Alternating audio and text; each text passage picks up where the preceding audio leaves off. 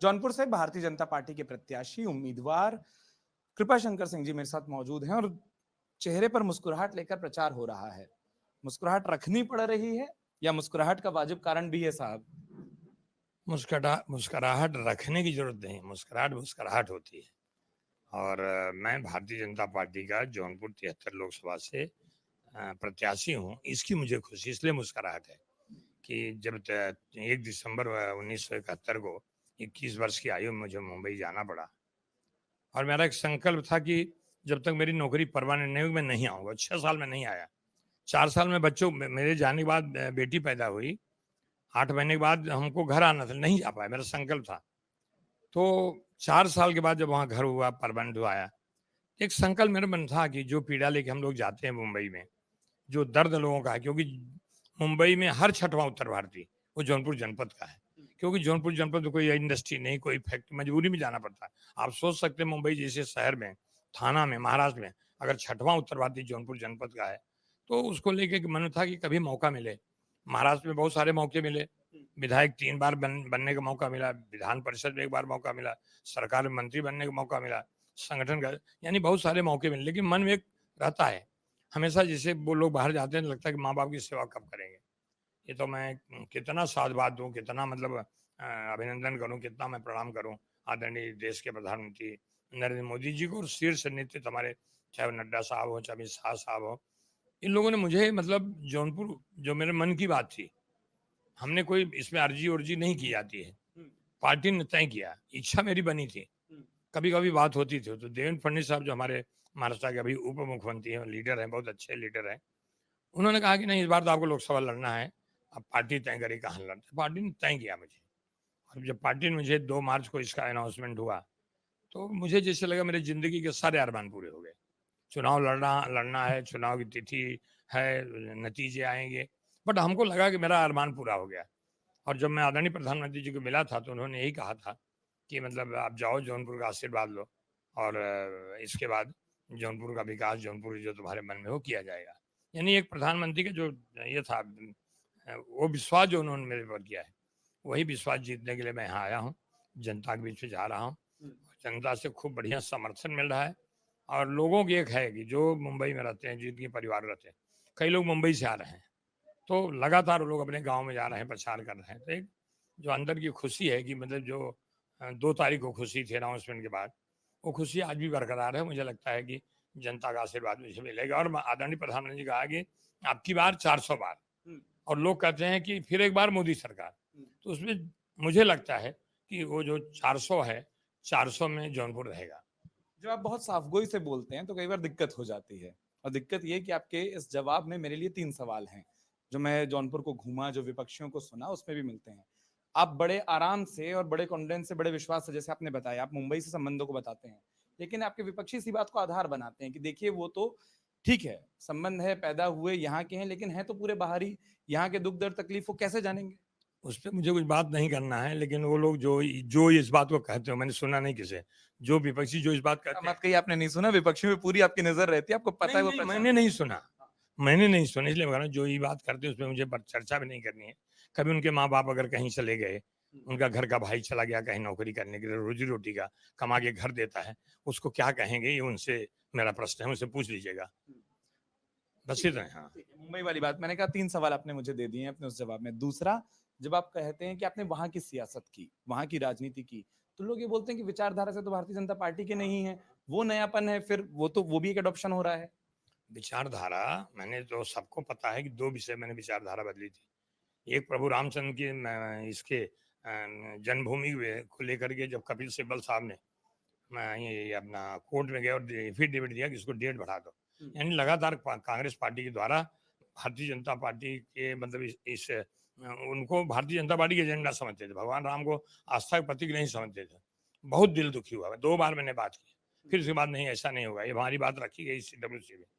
लेकिन उस दिन मुझे बहुत धक्का लगा जब 5 अगस्त 2019 को पार्लियामेंट में आदरणीय प्रधानमंत्री जी के नेतृत्व में लिया गया निर्णय 370 हटाने का, और उसके बाद जब विपक्ष यानी कांग्रेस, तब मैं विपक्ष में था, मैं कांग्रेस में था, तब मुझे बहुत धक्का लगा। और मैं टेलीविजन देख रहा था, अब जैसे पत्रकार मित्र आए, उन्होंने कहा कि भाई इस पे क्या कहना है। हमने कहा मैं साधुवाद देता हूँ आदरणीय देश के प्रधानमंत्री को और आदरणीय अमित शाह जी को। जिस ढंग से अमित शाह जी कह रहे थे, जब उन्होंने कहा कि ये हटाया गया, तो कांग्रेस के और कांग्रेस के समर्थन लोग, चाहे समाजवादी हो चाहे राष्ट्रवादी हो, इन सब लोगों ने विरोध किया।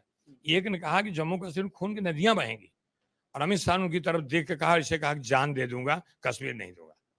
रोंगटे खड़े हो जाते हैं। तो मैं तो आपके माध्यम से ये भी कह सकता हूँ कि जिन लोगों ने 370 हटाने का विरोध किया, मुझे कहीं न कहीं शंका हिंदुस्तानी नहीं हो सकते। बाकी सुबह आप लड़ाई लड़िए, विपक्ष है, विपक्ष को काम करना चाहिए। मुझे ये भी याद है कि आदरणीय श्रीमती इंदिरा जी गांधी जब पाकिस्तान की लड़ाई में बांग्लादेश अलग ये किया, उनको देश अलग कर गया, जैसे पार्लियामेंट में आए, उस समय प्रतिपक्ष के नेता अटल बिहारी वाजपेयी साहब हुआ थे। वो खड़े होकर कहा गया, दुर्गा आ रही है, स्टैंडिंग और मतलब सम्मान किया। तो मुझे लगता है देश को सबको इस पे तो इकट्ठा होकर के इस निर्णय का स्वागत करना। उसी दिन मैंने डिसाइड किया, और जब मैंने टेलीविजन में बात किया तो हमारे इंचार्ज मतलब जो प्रभारी उस समय अध्यक्ष हैं कांग्रेस अध्यक्ष श्री मल्लिकार्जुन खड़गे साहब, उनका फोन आया कि आपने ऐसे कैसे कह दिया, कांग्रेस पार्टी की नीति में नहीं है। मैं कहा कांग्रेस पार्टी की नीति में नहीं होगा, लेकिन राष्ट्र की नीति में, मैं राष्ट्र पहले मैंने लिए, पार्टी पर बाद में है। फिर कहा गया कि आपको सौगात नोटिस जाएगा। हम कहा उसके पहले कुछ हो जाएगा, और मैंने रिजिग्नेशन भेज दिया, और मैं फिर भारतीय जनता पार्टी नहीं ज्वाइन किया। अगर मुझे उस समय 10 सितंबर को मेरा इस्तीफा जाता है, इसी बीच में बातचीत चलती है, और मुझे वहाँ के आदरणीय देवेंद्र फडणवीस साहब तो मुख्यमंत्री हुआ करते थे, चंद्रकांत दादा पाटिल वहाँ के प्रदेश अध्यक्ष थे, भूपेंद्र यादव जो प्रभारी थे, उन्होंने कहा आप भारतीय जनता पार्टी ज्वाइन कर लो, चुनाव लड़ लो।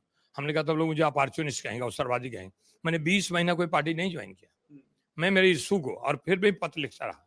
हो सकता है कांग्रेस पार्टी फिर से इस पे, हमने कहा जनमत करा लो, CWC में चर्चा करा लो, कांग्रेस को चिट्ठी लिख के मंगा लो देश देश के लिए। तो लेकिन नहीं सुनना था, नहीं सुनना था।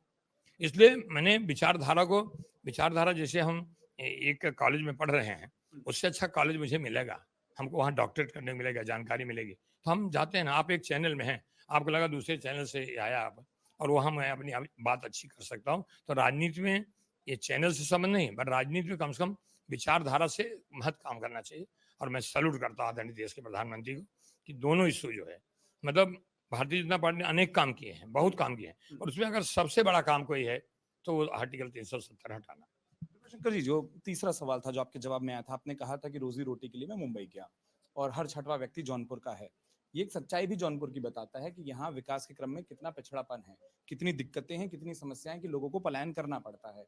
एक गुस्सा लोगों में इस बात का फिर दिखता है कि 10 साल से सरकार है और अभी भी वही मुद्दे, वही वाजिब है और आप भी उन्हीं की बात कर रहे हैं। तो विकास के क्रम में क्या जौनपुर का ध्यान नहीं दिया गया? 10 सालों को भी मैं शामिल करते हुए बोल रहा हूँ। जो पिछली सरकारों को करना चाहिए, इंफ्रास्ट्रक्चर होगा तो ना। लोकतंत्र भी 3 भागों में बटा है, पहला आश्वासन, दूसरी योजना, तीसरी वचन पूर्ति। आज कम से कम तो 10 साल में इंफ्रास्ट्रक्चर तैयार तो हुआ, अपराध मुक्त उत्तर प्रदेश तो हुआ, सड़कें मिली, बिजली मिली, इंफ्रास्ट्रक्चर मिला। तो जब तक कुछ तैयार नहीं करेंगे, लड़का पैदा हुआ, उस तुरंत उसको तो मतलब मकान नहीं मिल जाए, उसको सूट तो नहीं पहना सकते, लेकिन लड़का बड़ा होगा। तो आज मैं कह सकता हूँ कि मैं साधुवाद दूंगा हमारे आदरणीय मुख्यमंत्री योगी आदित्यनाथ जी को भी, कि जिनके नेतृत्व में कम से कम अपराध मुक्त उत्तर प्रदेश हुआ। मैं भी एक समय गृह राज्य मंत्री हुआ कर सकता था। उस समय लोग कहते हैं उत्तर प्रदेश का कानून व्यवस्था क्या है।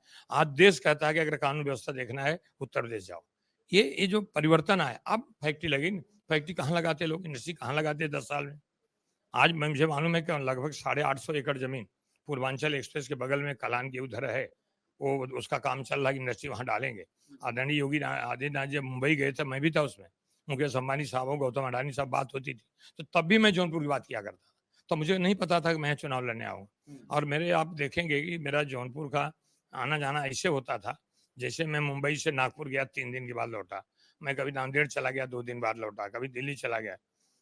अक्सर मतलब वो अपनी माटी है, अपना ये है, तो आना जाना लगा रहा था। और काम के बारे में मैं अपनी तरफ से नहीं बताऊंगा, लेकिन मुंबई मुझे मौका मिला काम करने का। अगर कृपा शंकर एक मतलब जो है किसान का बेटा है, साधारण परिवार जाता है मुंबई में नौकरी करने के बाद 3 बार विधायक वहां बनता है, तो वो बनता है। तो आज मेरी जो इच्छा थी, इसलिए मैं कहा कि भारतीय जनता पार्टी का मैं कितना मेरे मतलब उनके प्रति अपने आदर व्यक्त करूं, मेरे पास शब्द नहीं है। शंकर जी, एक चीज और, जब आप कहते हैं तो जितना आप मुंबई का जिक्र करते हैं, आप महाराष्ट्र के संगठन को जानते हैं, वहाँ की सियासत को जानते हैं, क्योंकि आपने वहाँ राजनीति की है। अब लोग ये बोलते हैं कि कल को अगर महाराष्ट्र से दोबारा अवसर दे दे, यही पार्टी दे दे, तो फिर कृपा शंकर सिंह क्या चुनेंगे? नहीं मतलब तो तय कर लिया, मेरा मेरा मेरा पत्नी का वोटर लिस्ट में नाम कटवा के यहाँ डलवा दिया। मैंने तय कर लिया है कि अब जो सेवाएं होंगी भारतीय जनता पार्टी के माध्यम से राजनीति में, जो भी कर सकूंगा, वो जौनपुर के लिए करूंगा। आपने इतने नेताओं का नाम लिया, फडणवीस साहब से लेकर सब आपको जानते हैं, अगर बुलाए तो कि नहीं वहां पर भी जौनपुर के लोग हैं, वहां पर उनकी सेवा नहीं, मुझे करिए। लगता है भारतीय जनता पार्टी ने सोच समझ मुझे यहाँ भेजा, विकास मतलब कुछ हम कर सकेंगे, हमारी भावना को उन्होंने समझा, इसलिए ऐसा नहीं कि बुलाएंगे जाएंगे, ऐसा नहीं। मैंने तय कर लिया है कि मेरी लाइफ में जो भी कुछ सेवाएं मुझे किसी भी माध्यम से करनी पड़े वो सिर्फ और सिर्फ जौनपुर के लिए करूंगा। बाकी पार्टी कहीं भेजे काम के लिए, राजनीति के लिए भेजे जाते हैं, जब भी पार्टी के जहाँ लगे वहां जाऊंगा, पर सेवाएं मेरी पूरी तरह से जौनपुर के लिए होगी। पूर्वांचल की सियासत को आप बखूबी समझते हैं, आपके विरोधियों के नाम भी आपको पता है। हमको सुबह सुबह किसी ने बोला कि 6 तारीख का इंतजार कर लीजिए, आपको नाम जो भी पता हो, अभी भी बैठने का या बने रहने का क्रम जो है वो बदल सकता है। क्या जौनपुर में समीकरण की लड़ाई भी हो रही है? कृपाशंकर सिंह बताते हैं कि ये आपके तमाम समर्थक बताते हैं कृपाशंकर सिंह हैं, फिर आपके विरोधी एक बिरादरी के हैं, उनकी बिरादरी की बात की जाती है, एक और बिरादरी एक दूसरी बिरादरी के हैं। बिरादरी का लड़ाई है, समीकरणों की लड़ाई है क्या?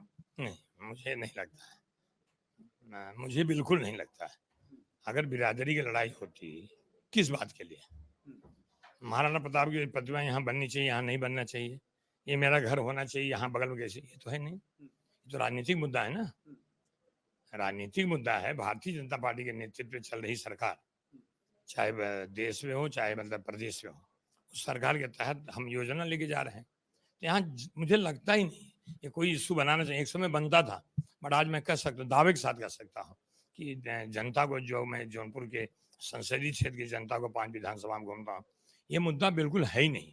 कभी मुझे किसी समाज के मतलब, क्योंकि लोगों को मालूम कि पानी की पाइपलाइन गई जिस गांव में, वहां नहीं लिखा है कि मुसलमान के लिए ये पाइप है, उसके लिए नल ये है। सड़क गई, सुविधा गई, राशन मिलता है तो लिख नहीं जाता किसके लिए है। तो कोई भी ऐसी योजना नहीं सरकार की। क्या मतलब उस सड़क पे चलना बंद कर देंगे जो नरेंद्र मोदी जी के नेतृत्व में सरकार ने फैसला लिया है? क्या योगी आदित्यनाथ जी के उस बगीचे में नहीं जाएंगे जो बगीचा सुंदर बनाया है? ऐसी बात तो नहीं। इसलिए लड़ाई मुद्दे की है। मुद्दा कौन सा है?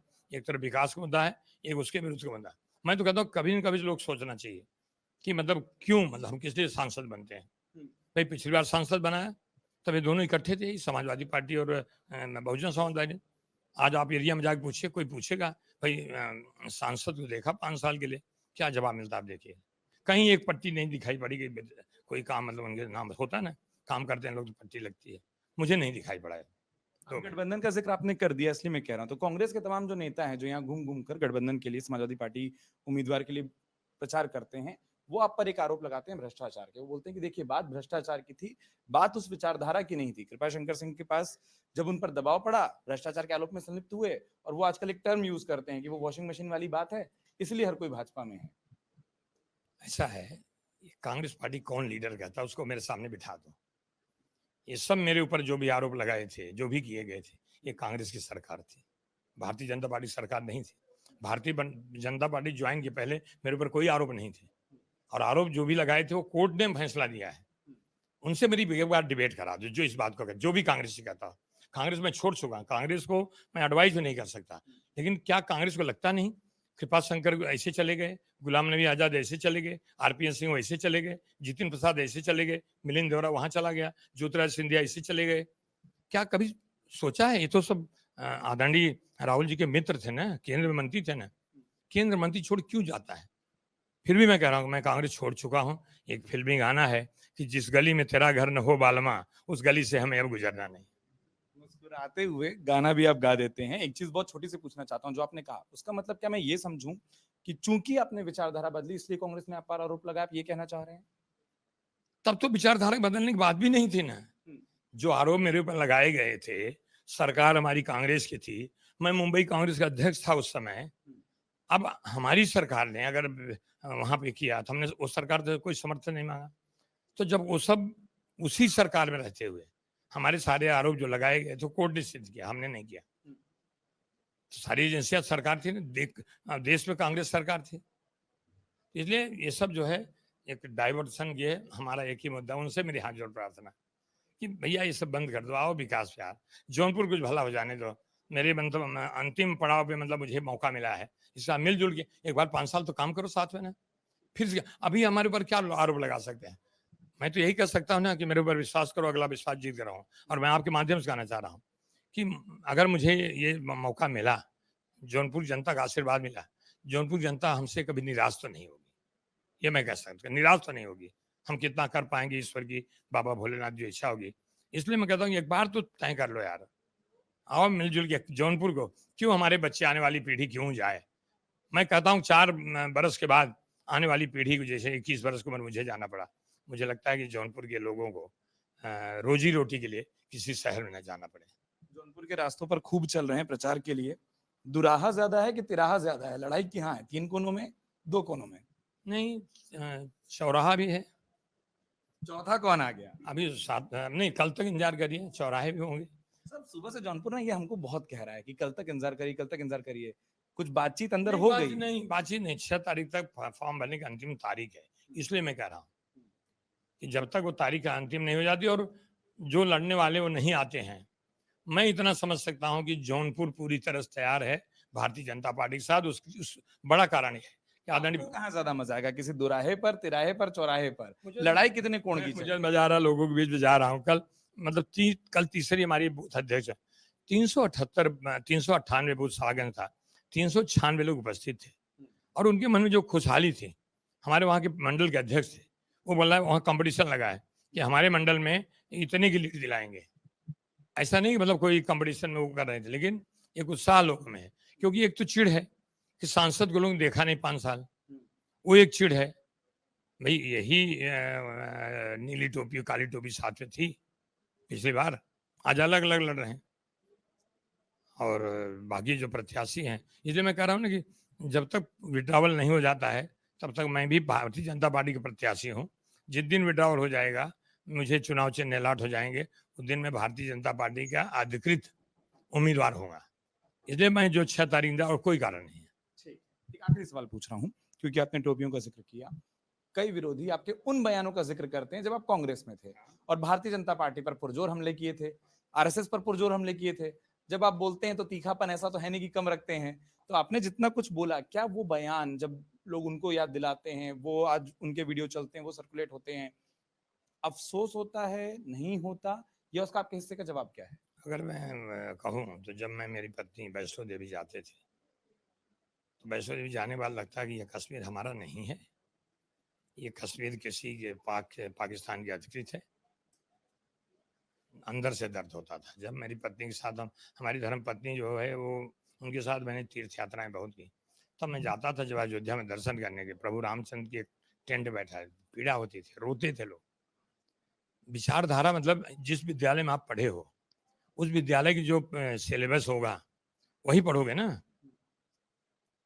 दूसरे विद्यालय को कब जानोगे? जब उसको पढ़ना शुरू करोगे। मैंने राष्ट्र के मुद्दे पर कभी कोई समझौता नहीं किया और लगातार मैं, कभी आपको लगेगा तो मैं चिट्ठी में रखा हूं, मैं ये कांग्रेस पार्टी में रह करके, अध्यक्ष भी रह करके, मंत्री भी रह करके, विधान में रह के, जहां मुझे लगा कि ये ठीक नहीं, राष्ट्र के अलग है, मैंने चिट्ठियां लिखी है। हमारे लिए राष्ट्र पहले है। और मैंने 20 महीने इंतजार किया था, उसमें लिखा था मैंने कि आप ये कह दो कि 370 हटाए जाने की विरोध करना मेरी भूल थी, आप प्रोसीजर विरोध करो ना। क्या पाक अधिकृत कश्मीर हमारे पास आएगा? क्या कश्मीर को पूर्ण राज्य का दर्जा मिलेगा? यहाँ डेवलपमेंट, इस पर करो लड़ाई। 370 इवन देश के पूर्व प्रधानमंत्री आदरणीय जवाहरलाल नेहरू जी ने कहा था ये टेम्पररी अपनी मौत मरेगा, ये उनके शब्द थे। आज जब वो मतलब 370 क्यों, मतलब किसके लिए, किसके समर्थन में आप खड़े थे? क्या दिल से सोचते हैं किसके लिए? मतलब और आज वो भी तुम्हारे आपके साथ नहीं है। जिनके लिए आप ये सब करते थे, अपीजमेंट जो करते थे लोगों के, वो आज भी तुम्हारे आपके साथ नहीं है। इसलिए कभी भी मैं और कुछ नहीं कहूँगा। रावण बड़ा विद्वान था, ये बड़ी बात नहीं। एक विद्वान रावण कैसे हो सकता? रावण एक प्रवृत्ति थी। आप बताओ, इस देश में भगवान राम की प्राण प्रतिष्ठा के लिए निमंत्रण जाता है, न्योता जाता है कि आप आइए इसमें शामिल हो, निमंत्रण ठुकरा रहे हैं, ये रावणी प्रवृत्ति है। भगवान राम के, और कहते हैं कि भगवान राम काल्पनिक थे, ऐसे कहने वाला अगर देश में, तो मुझे लगता है इस देश में सनातन जो धर्म है, और ईश्वर की बड़ी कृपा है कि एक प्रधानमंत्री मिले हमको, एक मुख्यमंत्री मिले, और भारतीय जनता पार्टी की वो विचारधारा जो मतलब आज लेके लोग चल रहे हैं, उस विचारधारा में देश चलेगा और चल रहा है। मतलब अक्सर किताबों को जब हमने पढ़ा है बतौर छात्र, एक बात खूब हुई हम लोगों के साथ बचपन में, और उसी लाइन के साथ इस चर्चा को खत्म करता हूं कि कई बार किताबें बदल जाती थी। कृपाशंकर जी के भी राजनीतिक जीवन की किताबें बदली, और किताबें बदलने के बाद नया पाठ्यक्रम आया, उसको पढ़ रहे हैं, आप कुछ शायद जोड़ना चाह रहे हैं? जी। ये गुलजार साहब बहुत बढ़िया शेर हो सकता है पढ़ने में का। मुकम्मल कर दीजिए, हाँ मुझसे बेहतर होगा। हाँ, वो मतलब मैं बताऊं, मैं अक्सर मिट्टी पर बैठ जाया करता हूँ। मैं अक्सर मिट्टी पर बैठ जाया करता हूँ। मुझे मेरी औकात अच्छी लगती है। वाह! और जो इन्होंने बात कह दी उसके बाद इस चर्चा को यहीं एक विराम दूंगा, इस बात के साथ कि मुंबई की यात्रा से लेकर जौनपुर में रहने के दावे तक बहुत कुछ है, जनता के बीच में कर रहे हैं, प्रचार पर जाना है, मुझे मालूम है कि उसके लिए वक्त कम है। बहुत बहुत शुक्रिया कृपाशंकर जी कि अपना वक्त दिया। एक छोटी सी लाइन और चाहिए, वो ये कि उत्तर प्रदेश में और देश में 2 चरणों के मतदान में मतदान प्रतिशत कम रहा। एक अपील ये कि जनता कोई भी पक्ष चुने, मतदान जरूर होना चाहिए और जी, अच्छा जी, होना बहुत चाहिए। अच्छा। मैं आपके माध्यम से मतदाताओं को अपील करता हूँ कि आप मतदान के लिए निकलें। आपका मतदान इस देश को, देश के भविष्य को भविष्य के बारे में निर्णय लेगा। इसलिए मतदान के लिए मैं आपके माध्यम से कह रहा हूँ कि सभी लोग मतदान करें। किसको कहाँ मत देना है वो उनकी मर्जी है, बट मतदान के लिए निकलें। लोकतंत्र की सबसे खूबसूरत बात आपने कह दी कि मतदाता अपना हिस्से का मुद्दा, अपने हिस्से का पक्ष, अपने हिस्से की पार्टी खुद चुने, मतदान जरूर करे। कृपाशंकर सिंह जी जिन्होंने साफ बताया मुंबई की यात्रा से लेकर जौनपुर में और वहां रुकने की बात तक, ढेर सारे और विषय जौनपुर की जनता से और सारी बातचीत लेकर आएंगे। अपना वक्त देने के लिए बहुत बहुत शुक्रिया। अपने सहयोगी शामवीर के साथ उत्कर्ष चतुर्वेदी, जौनपुर से अमर उजाला के लिए। अगर आप ये वीडियो YouTube पर देख रहे हैं तो हमारे चैनल को सब्सक्राइब करें और बेल आइकन को दबाना ना भूलें। अगर आप Facebook पर ये वीडियो देख रहे हैं तो हमारे पेज को लाइक करें।